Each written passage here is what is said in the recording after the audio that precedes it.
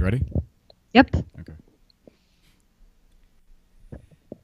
Hey, everybody. Welcome back to the Surrounded by Idiots radio podcast. This is where you get news, notes, and information to help you rise above the unwashed masses, to live life on your own terms.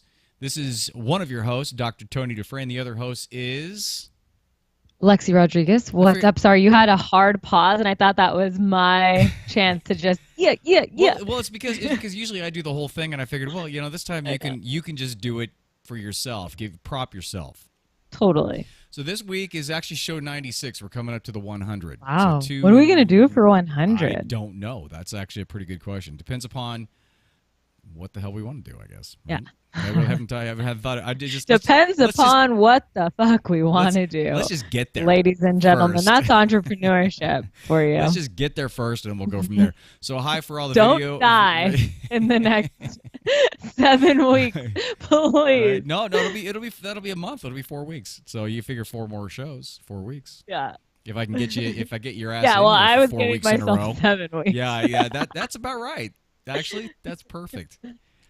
And for you video people, hey, how you doing? We're posting this on YouTube, and it's also going to the website too, to javabo.com. So we're posting the videos as well. And you know what? I really do apologize for my appearance in most of these videos, but this is like my happy chill time, and you can't pay me to put mascara on. You have nothing to apologize for, Lex. You're just an incredible slouch, and now everybody understands that, and they can see it now. Perfect. So this week we're going to go over something that you brought up, and I want to do a little bit of a different angle on how to approach this particular topic, because I think that I define it because from the psychological background, I think I define this differently than you do. Yeah. So it's about lust. And you brought it up because specifically it was like the dangers, right? Is that kind of how you wanted to focus on? Yeah, I think I want to focus. What I want to focus on for our listeners and my clients is that lust can direct your energy left or right, good or bad. It could be amazing. It could be really good for you, but you have to have a certain type of control and a certain sense of self to really play with lust the right way. It's kind of like playing with fire, I would say, is like you're playing with this emotion and it feels good, and why not explore a feeling that is making, you happy or making you excited or inspired or whatever. Why not? I want to get you guys to the point where you can explore those emotions. But on the other side of things, and I think that's where a lot of us stand, and millennials and millennial entrepreneurs and just people in general. This is a broad subject base. We could talk to anyone about this. It could be dangerous, and I want you guys to be able to handle it well and handle it with grace and a little class, and don't let it drive you crazy. I think I have an idea of where you're going with it, but there's some very subtle differences between different types of lust, and I think it'd probably be good. What I'm thinking is to go through certain definitions, and let's nail it down in terms of there's what you're, so many, and it's all about. very particular to the person. Well, it is, and again, let's take that into consideration too. Even though we go through this, and if we happen to nail down a particular definition or a particular angle on how we're going to approach this, it doesn't necessarily mean that it's going to apply to everybody the way that we are specifically talking about it, but I think you get the picture. You know what I mean? Because totally, I think overall, in general, I think we're talking about the same thing. So here's what I want to talk about. So the common way lust is defined, if you go to dictionaries online, regular, books, remember those things with paper pages, and I love books. They smell so good. You can define lust as typically as very strong sexual desire, or as a psychological force producing intense wanting for an object or circumstance fulfilling the emotion. That's like super basic, generic type of a thing. Now, the Urban Dictionary definition is the feeling you get when you see someone and all you want to do is fuck the shit out of them. You just want to hit it. You just got to hit it. Now, from a psychological standpoint, and not to just dreadfully bore people, so this is a real quick. It's an altered state of consciousness, and it comes from the amygdala. Remember, we talk about that all the time. The amygdala is that little piece back here in the limbic system. It's the lizard brain. It's the fight, flight, or freeze part. it's that first impulsive type of energy that you get, and basically that stems from a primal urge to procreate. Totally. So that's really the if you want to look at it from just a lust raw animal standpoint, I think that's what we're talking about here. Now, Right. is that what you want to talk about? Because you can also go another step further, because it gets more evolved as we have evolved, and it gets more evolved into an attraction phase.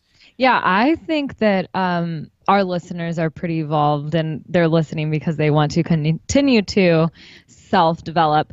So I want to kind of go a little bit deeper. I want to talk about, like you say, lust is attraction, and that's what people think when you first hear of lust. You think that some girl walks in and the doves fly from her sides, and that Dumb and Dumber song plays, and it's fucking Lloyd and Swanson or whatever, Samsonite. So it's not that scene.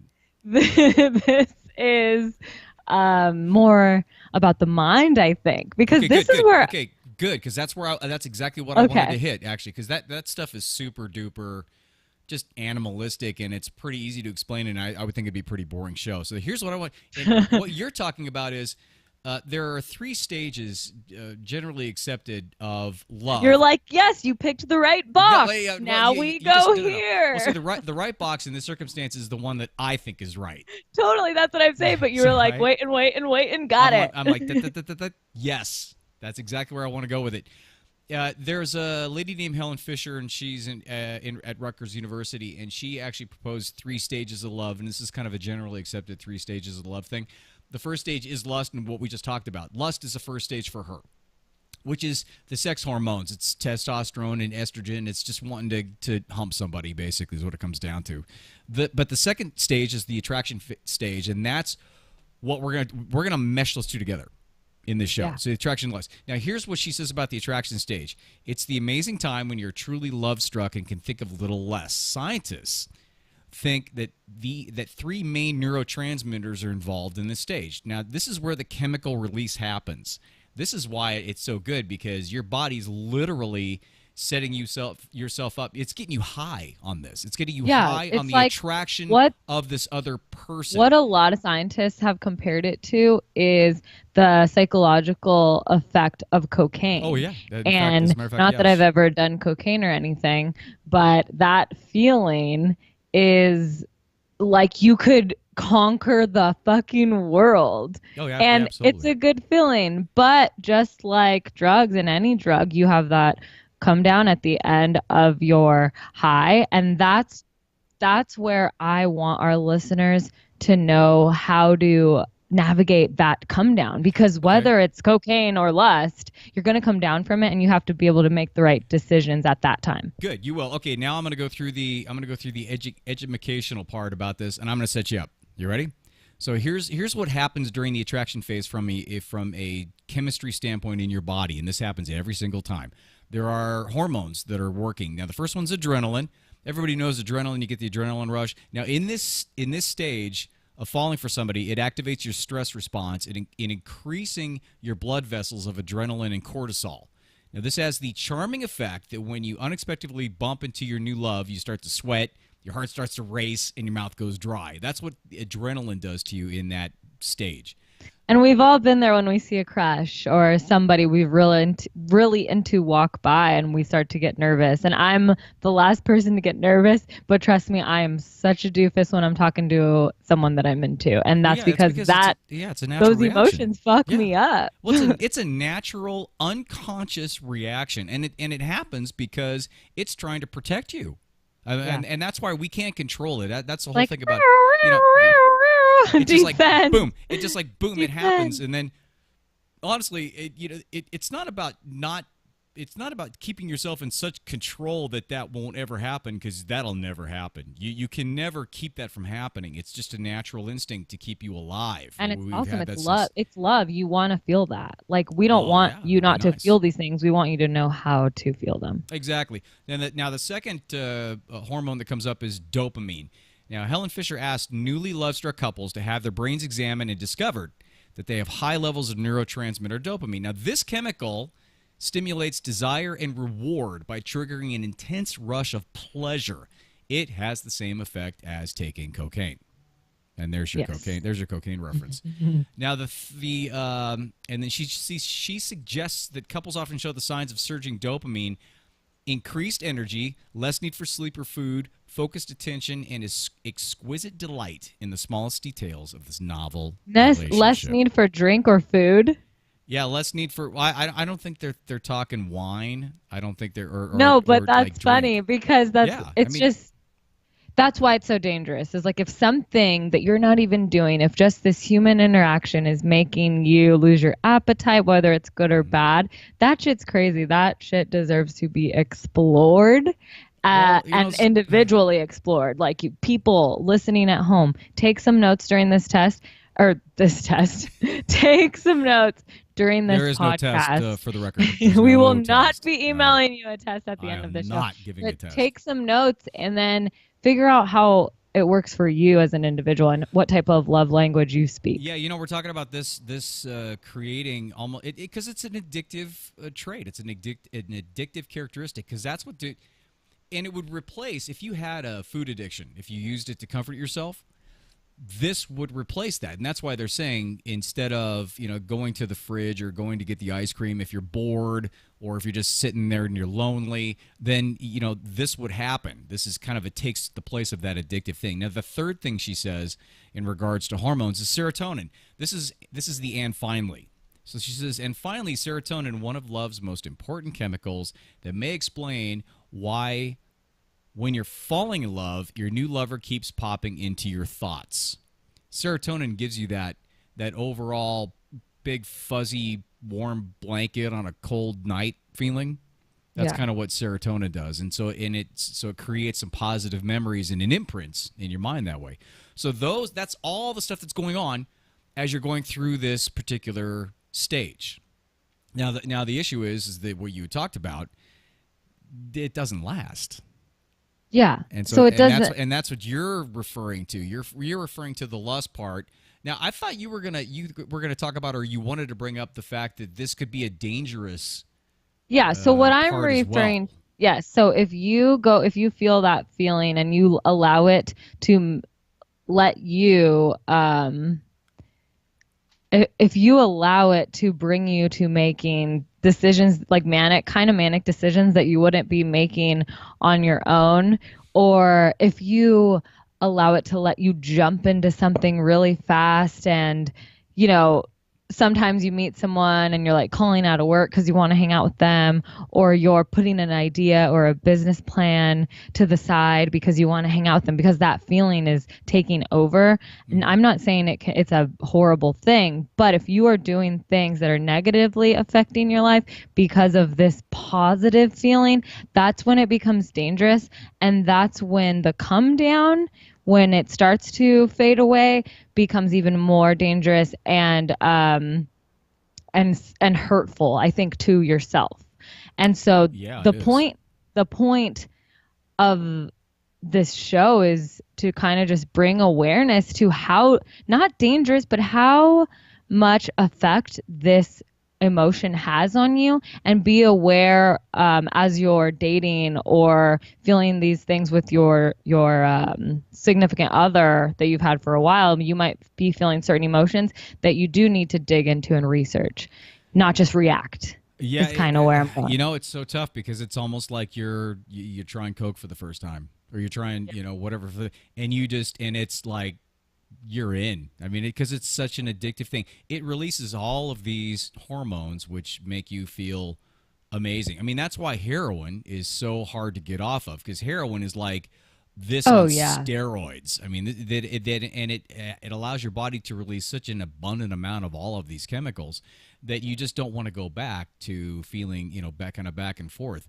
The issue comes when depending upon who the person is, even the most grounded, self-centered person getting into a situation like this is going to have a response, and they might slack a little. I mean, that's kind of the natural way of doing stuff. If you find somebody and you get involved in this, your focus naturally wants to go to this. It's not because you're thinking, well, because I want to do this because I want to release the hormones. It's because all of a sudden this person has come into your life, and they create some level of fulfillment which you can't do on your own, or you haven't Yeah. had when somebody else. Now the big problem happens when people are, you've ever heard of addicted to love? You've had people Yeah. like that where they go relationship to relationship, and Mm-hmm. this is the stage that they're looking for. This is the stage that they're craving, and the problem is that Totally. when this stage goes away, they go away because they're And that's like, why people get out of relationships they've been in for a while, because that lust feeling is naturally gone. Because yeah, at this it's point, supposed to, right? I mean, it's right, and yeah. at this point, like, you are now engulfed in love in this person's being. This is no longer getting to know each other stage. And you're right, is that excites people. It makes people wake up early and go to the gym. It makes you even focus harder maybe on your business because you want to impress them.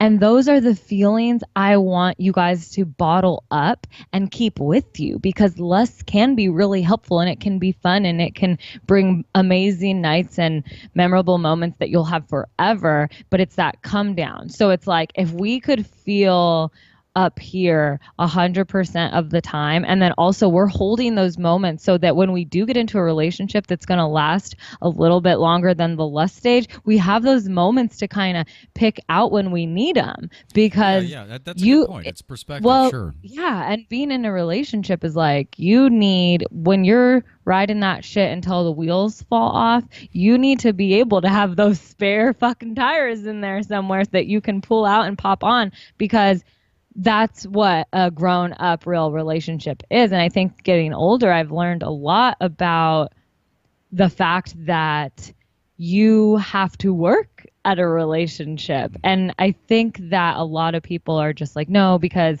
I can throw that away and then feel it with this person. But you might be spreading yourself too thin. It's like, you have to, and I've probably been in love more times than I can count. I In love love or in love. lust? I mean, I love, what are we talking about that's here? it. Yeah, that's a good question. But I You would know? say, personally, I'm confident with when I love someone, I love someone. And I think even if it means that I just loved them, I loved them being who I was at that point.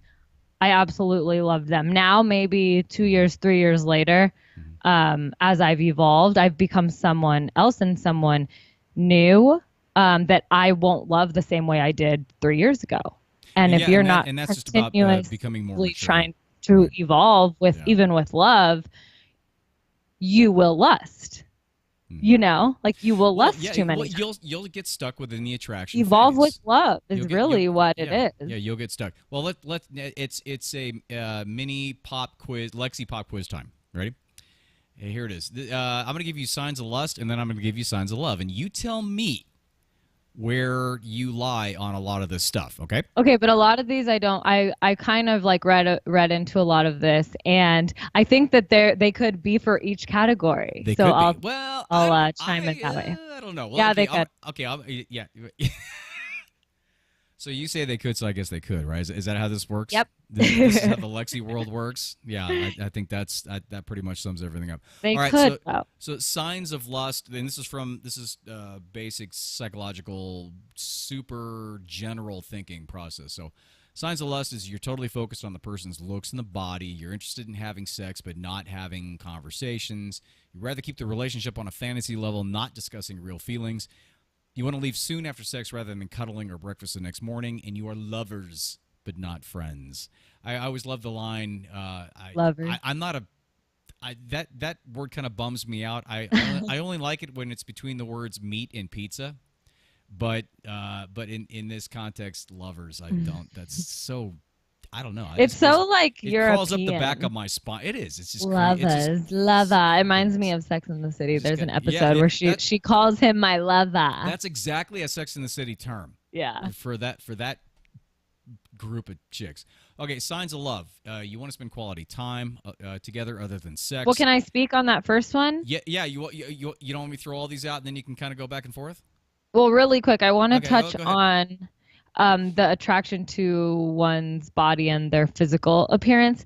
I think that lust can also be attraction to someone's mental state and the way that they speak and the conversations that you've had and the deeper thinking that they bring to your table. I think that that's lust too, because Oh I've yeah, had yeah, I agree with many that. dope I do. Yeah. conversations where I'm like, holy shit, I think I like this person, but I really don't. But we just had like a cool conversation one day and I'm like, yep, that's him, you know? Yeah. And I Yeah. think that you have to be careful when it comes to that too, because someone could say all the right things, um, coincidentally. And you may think that that's your future husband when really it was just a cool conversation that you should appreciate at the moment. I don't know why. This is my thing is I feel like everybody these days feels something cool or sees something cool and they get all excited about it. And it's like, oh my God, he's so hot. He's tall. He's everything I want. Like, he's the one. I'm going to date him. I want his phone number. Like, let's go talk to him. It's Do you like, think that happens? relax. You think they jump right from 0 to 100? I mean, I see are you that a seeing that lot. a lot? Oh, Why yeah. why do you think that's the case now versus how? I mean, And exactly. I mean, do you think So, it's just a do you think it's a social thing right now that everybody has to my find the thought one on or it, what? and as I've been kind of exploring, is no, but I think that clearly, as I'm just watching Anderson Cooper, um, clearly there is a lot going on that kind of dilutes the coolness and the intellectual and loving part of humans. I think that society in the past few years has dehumanize people, whether if it's whether if it's people we're dating or friends we're making or employers we have. I mean, come on, there's these dating apps that are so shallow, and you guys know my opinion on that. There's the chauvinistic presidents. I mean, there's so many things that I think are hindering our thoughts on how humans should be, that when we meet a cool human or we see a cool human, we're just like, oh my god, oh my god, oh my god, we get excited and we're like, I want you are Mm-hmm. mine, don't look around, you know what I mean? Because it's rare and that's sad.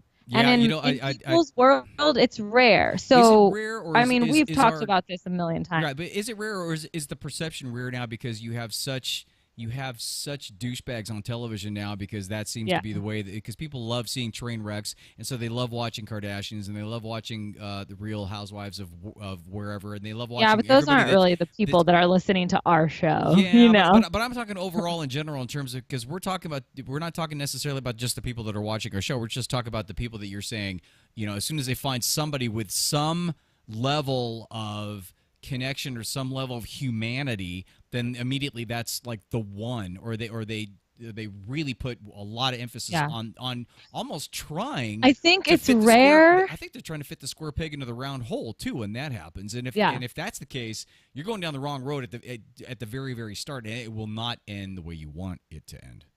Right. I think that people need to stop giving so much credit to someone who's polite or opens the door for you or says fucking thank you or helps the old lady across the street. Because you know what? In my neighborhood, I see old ladies being helped across the street. It's seriously storybook. But anyways, you can't give too much credit to those people and Wow, expect it. I that's a think we need to sad. higher Ugh. our expectations and be blown away, be literally swept off of our feet like in the storybooks, like in the old days. And this is hilarious because this is something that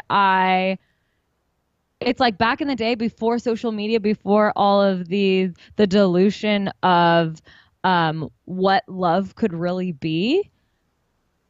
It was great. And we talk so much shit about Generation X and all that bullshit. And it's like this is something that I really want to like give them a round of applause for is like you guys had to to know each other Yeah, straight up. it You was a had different gig. no Yeah. other way to get to know someone other than going to their house, knocking on the door, sitting there with lemonade and Hmm. chatting, you Hmm. know? Yes, there was a And lot of then lemonade. you couldn't read into their social media and see what they were into. You couldn't No, do none of all of that. these No. gnarly things that are now possible. And I think that's diluting the feeling, the powerful feeling of lust in a positive aspect. I think that's why lust is so dangerous is because we don't know how to control that feeling anymore. Yeah, and I think especially because of the times that we're in, the uncertain times, and the fact that we're so bifurcated, which means we're so split to one extreme or the next, I think a lot of people are trying to find refuge. They're trying to find comfort.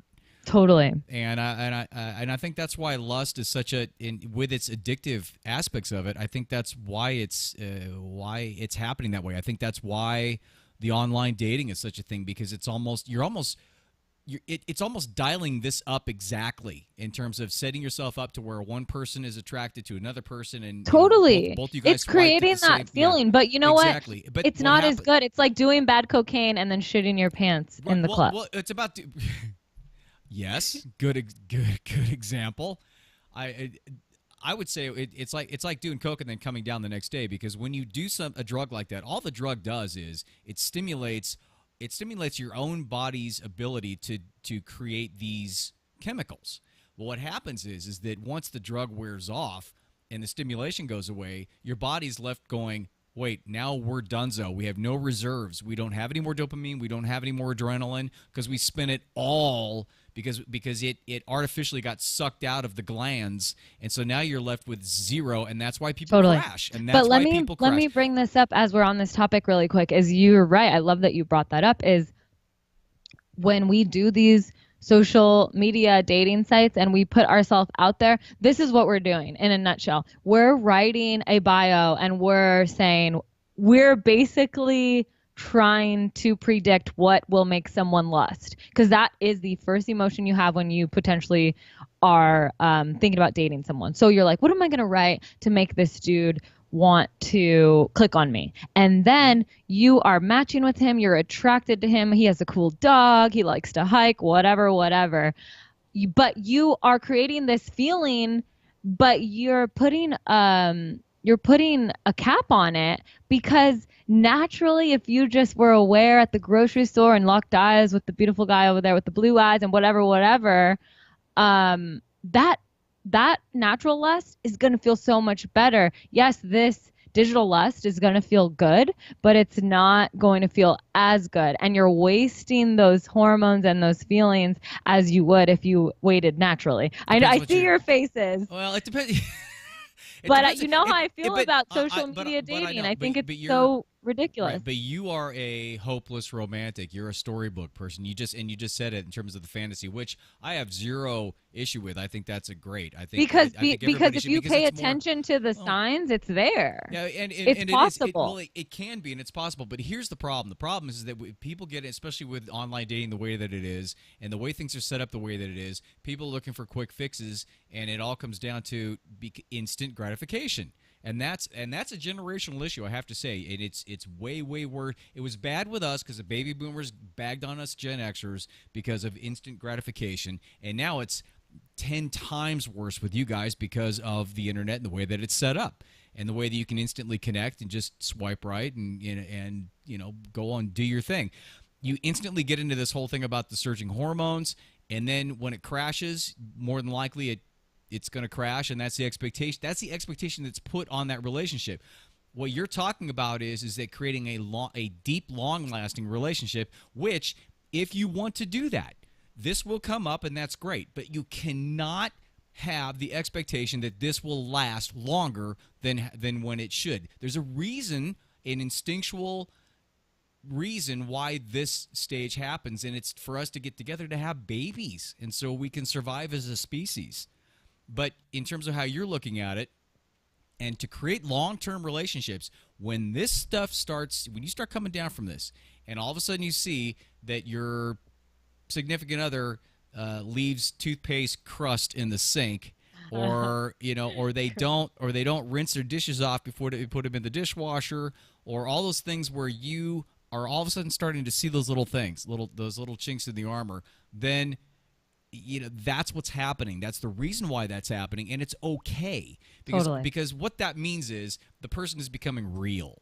Yeah. And you're seeing all of the the nooks and crannies in this imperfect perfect person, because you know what? Newsflash, we're all like that. We all have imperfections, and there's not one person on the face of this earth can get with another person that is totally cool with every single thing that other person does if they're past this stage and they want a long-term, deep, friendship-based relationship where that person's got your back, because really that's what it comes down to. You want a relationship with somebody, you want somebody that you can count on, you can trust them, and they got your back. I think that there is that perfect lust feeling though that will last a long time, but it all comes with keyword, ladies and gentlemen, awareness. So I think that you What can a really surprise! It you can really all operate with lust. You can operate positively with lust, and it's awesome. It feels good. You create, and not only do you create as an individual, you create together. And this is still lust. Lust isn't a bad thing, but That's a I good have a point. few You can still tips. generate this. You can still Yeah, generate, even if you're out totally. of this attraction phase, you can still absolutely generate that surge of hormones, that And I lust love feeling it. within the context of a deep, meaningful relationship. But you know what is really quick? I want to touch on that you can do it when it comes to a relationship. Yes, an idea. You get stoked about an idea. You're lusting over this idea and you're excited. That's another way that you can lust. Hmm. You can lust over an activity. If you're getting the results in the gym and you're seeing the way your body's developing, your mind is feeling these things it's never felt before. These are feelings. You look at yourself in the mirror, you've never seen those abs. Well, guess what? You've never felt that feeling because you saw those abs in the Hmm. mirror. Just like with an idea or and Hmm. I can say immediate satisfaction with social media. And again, we're going right and left, but that could be dangerous is but it could also be good. It's like if I'm starting a business, I post a my first post and I get 1,000 likes. That's awesome. That's going to Hmm. keep me Well, going because in the right it's direction. releasing the same hormones. That's why. Yeah, yeah, yeah. Yeah, That's and what I'm that's saying. why So lust and that's is why in that context, all it is releasing these hormones. That it's a chemical reaction based upon perceptions that you have of something happening in your life. That's it. right. That's it. And that's what's happening. So yes, you can. You can lust after a job. You can lust after a person. You can lust after 1,000 likes on your Facebook. All of that releases these same hormones. Now, and like you said, and like we've been harping on this whole time, just don't rely on that being the norm Yeah, because so I you have a can't few expect that. tips that if you just keep in your Oh, please pocket, share. you can feel this emotion and feel good and keep it inspiring you and it's not going to get dangerous. So I think the three things that you need to have always if you're gonna explore lust or if you're gonna allow it to make changes in your life is control, confidence, and constant self-development. So you have to have control over the decisions you make, have control over your feelings. I know that people say, I can't help the way I feel. That's this huge popular saying, whatever, whatever. But Mm-hmm. you can because you control your mind, you have control over your neural patterns and all of that, and you can control it. You control the actions that you make that make you feel like this. So therefore, you have control. And confidence, that's huge. Is you have to be a confident person. You have to love who you are, love what you're doing. Then when you start to lust over someone, yeah, it's going to be dope. You're going to be into them, but you're also going to be like, I'm also the shit. He's lusting over me. His new part in my life isn't giving me anything that I can't give myself if he wasn't here. I Mm-hmm. think you need to benefit from the relationship, but if he walks away, know that you're going to be completely okay by yourself because you just were before you met him. That's the thing is lust happens so quickly sometimes as you meet someone, you're into it, it's awesome, it's inspiring, whatever, whatever, but then the moment they walk away, it only took you a week to forget who the fuck you were. Mm-hmm. And if you have confidence, that will never be a problem. Constant self development is the last one. And I think that if you're constantly self developing, whether it be mentally, physically, when it comes to work, whatever it is, yes, this lust feeling is going to be an addition to your life, but you have these projects that you don't have time to allow lust to come in and just sweep the floor with your plans. So I think that if you're constantly trying to develop, whether it's at work or as an individual, you're building this wall. And lust isn't going to be able to trick you and get in your mind and take over because you're going to have control of the lust. Mm-hmm. I like all three of those. The control part is all about using this part up here, the prefrontal cortex, the part that we develop after we develop that little brain in the back, because our job is not just just to hump and have babies anymore. I mean, we can do a lot more with our lives, and Totally. that's why we developed this whole prefrontal cortex, and it's called hyperfrontality, where you override all of the surging hormones, and you can actually control that level of kind of where you're going. Now, the confidence part is all about enmeshment. You don't want and that's what I remember. I brought this up a little bit earlier. If you're not secure in yourself, if you haven't done the work that we talk about every single week, Yeah. you actually look for enmeshment. And enmeshment means you attach, and that other person's life kind of gets enmeshed with yours, like where you can't see where your hand ends and theirs begins, type of a thing. And that's why it's so extreme when they leave, because it almost feels like you've lost a piece of yourself, which you haven't. Yeah. But that's what happens when you don't have a really developed sense of awareness and understanding. And again, that's where the awareness comes in. And then the last part, in terms of keeping projects, then that's all about keeping perspective and understanding that even though this is coming to your life, it's not your life. It doesn't define you in total. It's just an aspect of your life, and it's a good part, and that's great. But it shouldn't derail you from For sure. you expanding as a person, like the whole thing expanding. That's just a piece of it. The person, hopefully, if it works out great, the person will be in your inner circle, and they'll be able to help you out and to support you as you go. But they're not your circle. They're just And part that's the of thing your is, inner circle. I want people to understand how important it is to make whatever relationship it is that you're starting, whether it's based off of lust or whatever, make it worth something. Like, make it so that if it doesn't work out, you're still going to be involved in each other's life, and maybe not as frequent, but you're still going to be good people to each other. And I think that that's how you know you're aware and you're doing something right, is if you have past relationships where you're still homies with them. And I'm not saying you hang out every other day, but you are still good people to them. If something goes on, if a milestone hits in their life, you hit them up, whether it's on Facebook or whatever, saying, hey, like, congrats, proud of you. That's a solid relationship, and you're doing something right when it comes to that relationship, work, love, career, whatever it may be. A couple things before we wrap up, I think, is to kind of get a grip on lust. And I get it can sweep you away, but slow down. Like, slow down. My mom always said to slow down. I was like a bull in a china shop when I was little, and I still kind of am sometimes, and I have to tell myself to slow down. And this is with decision making now as I get older. I mean, it's with everything. You have to slow down, look around, check where you're at, mentally and physically, and then make decisions based upon what you actually see in front of you and not what you're making up in your head. And then pay attention to the little things. You can meet a guy and he's great and he cooks for you and he's got a tight butt and whatever, but pay attention to the little things. Don't let the lust vision take over your eyes, and like, pay attention. There are signs that the universe will give you through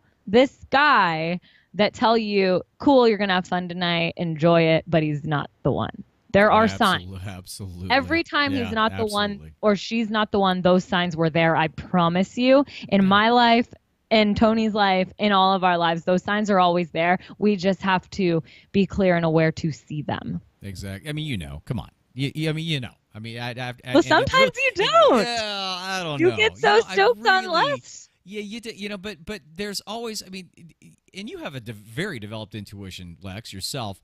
There's always that something back there, and what happens is that a lot of times when you do know from like a long-term purpose, or like this is going to be something, you kind of reframe it. You take it and you kind of like just frame a little piece of it and say, okay, day to day, I'm going to just be cool with it now, and it offers me something that I'm going to do now, and it's going to be good, and that's all I expect. That's all I expect out of it.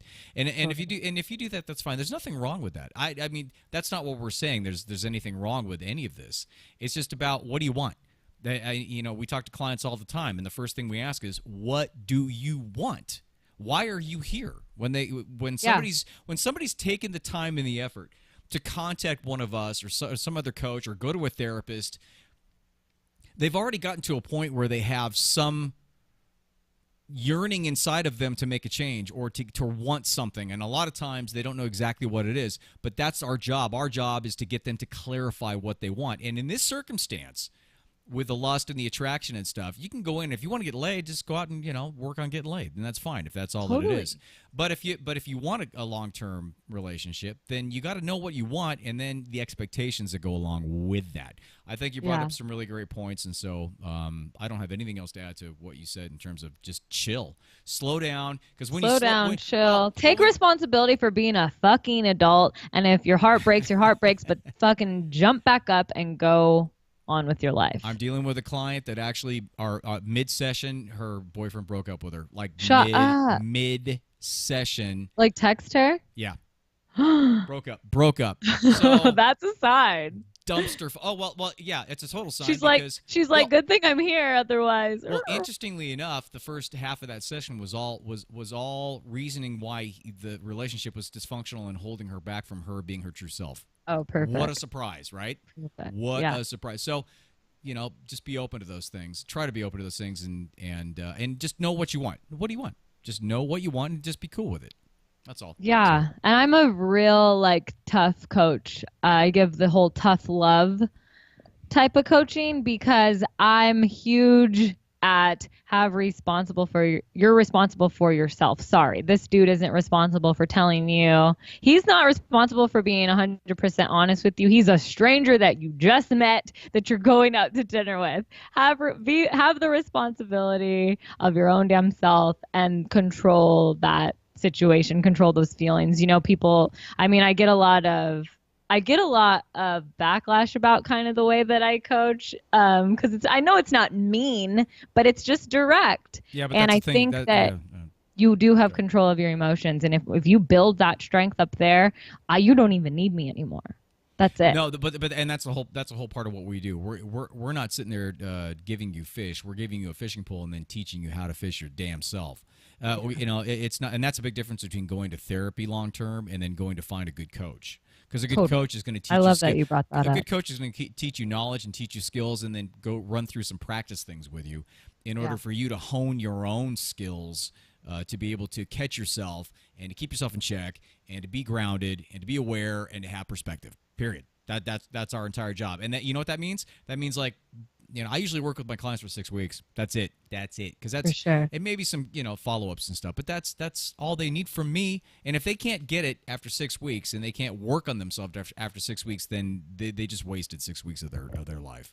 Right. So. Speaking, if you want to hit us up for a free consultation, it's how I run things. Hit up Tony at thejavabud.com. Email me at Lexi at crucialawareness.com. Is it Lexi, Lex? Lexi at crucialawareness.com. Okay. My site will be up in a month. I'm done with this class finally on the 30th, which will be nice. And like I said, I have some real cool stuff that I've been noodling on to share with all my clients. Like I said, first half hour is a free consultation. I just want to see if we mesh, if you like me. If you don't like me, go to Tony. Vice versa. And if you don't like me, find somebody else, because that's what I do too. Because if we don't mesh, then I'm not going to do you any good, and neither is Lex. And so, you should find somebody that you can work with. That's it. All right, iTunes, SoundCloud, and Stitcher. Surrounded by Idiots radio podcast. Please rate and review. We love talking to you guys every week. Every single week, and that's all we have to say. So, 4 more shows to 100. We got to think about what we're going to do there. If you have any suggestions, let us know. Again, you can go to javabud.com for the videos and for the podcast, and rate and review on all those other fun places. And if you have any suggestions, then let us know. That's it. Peace out. Nice. All right, nice job. Good show. I think it really came together. Yeah, it did. I figured it would, because I just wanted to get what your perspective was, and then I just wanted to run with it after. That was good though. Yeah. That's a good way to do it. Yeah.